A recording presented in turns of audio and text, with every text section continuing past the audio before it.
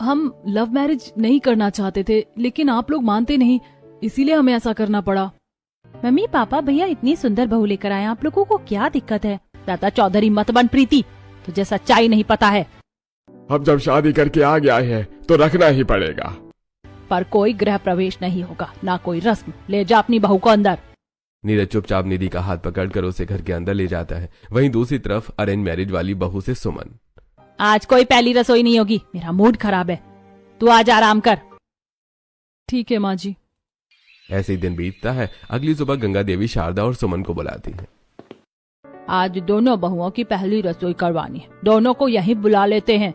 अगर love marriage वाली बहू और अरेंज मैरिज वाली बहू मिली तो लव मैरिज वाली बहू मेरी अरेंज मैरिज वाली बहू को बिगाड़ देगी। नहीं नहीं नहीं माँ जी, ऐसे तो बहुत देर हो जाएगी, अलग अलग किचन में जल्दी हो जाएगा। हाँ सही कह रही है। सुमन पायल के साथ अपनी रसोई करवाने लगती है। वहीं शारदा अपने घर आ जाती है। लव मैरिज वाली बहू क्या बनाओगी पहली रसोई में? मम्मी जी, मुझे तो सिर्फ मैगी बनानी आती है। और सेल्फी लेते समय मुंह बनाना भी आता होगा? हाँ आता है। हे भगवान, जाओ जो बनाना है बना कर लाओ।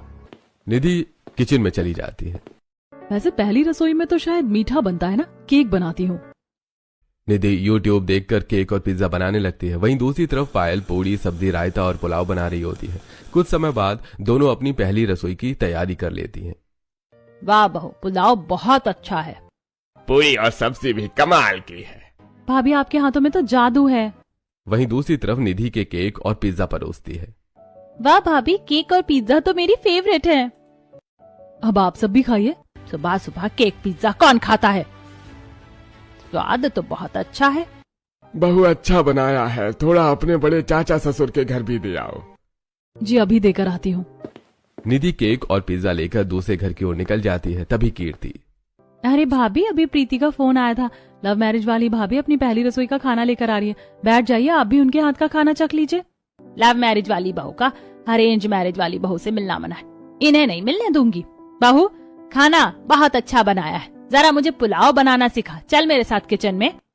सुमन तुरंत पायल को किचन में ले जाती है। तभी निधि केक और पिज्जा लेकर पहुंचती है। ये लीजिए, मैंने पहली रसोई में बनाया है। केक और पिज्जा भी कोई खाने की चीज है? रख दे टेबल पर। बहू 2 मिनट रुक, मैं बाहर अपना फोन भूल गई हूँ, लेकर आती हूँ। सुमन बाहर आती है। रख दिया ना खाना, अब जाओ अपने सास ससुर को खिलाओ।